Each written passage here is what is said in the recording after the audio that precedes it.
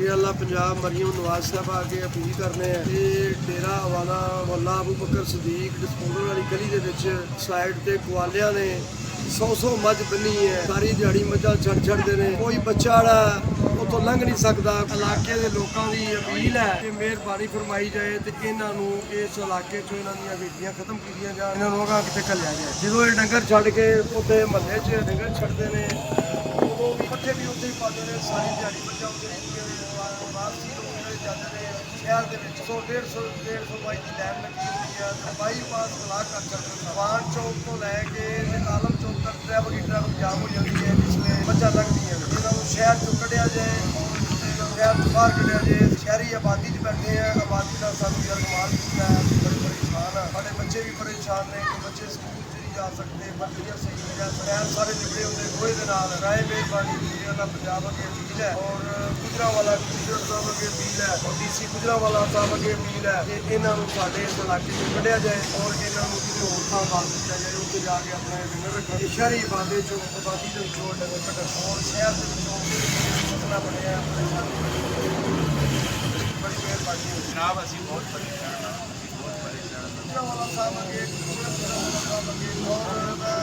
पैराफोर्स आगे अपील है कि इन्हों लोगों को कढ़िया जाए और बकायदा चंगा मसीह आदमी गल करता है कि बदमाशी करते हैं, गल पैंदे ने नहीं कढ़िया बजाय पौधे लाए ने सारे तबाह हो गए हैं।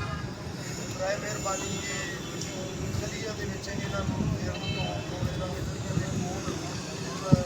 खिलारन मना किया जाए और इन्होंने किसी बाहर कढ़िया जाए, शहरी इलाके बाहर कढ़िया जाए। शहरी इलाके में बहुत ज़्यादा परेशानी का मामला है। कोई बच्चा कढ़िया नहीं लग सकता, कोई बंदा औरत नहीं लग सकती, तो डंगर मारते भी ने कहते हैं बदमाशी करते हैं।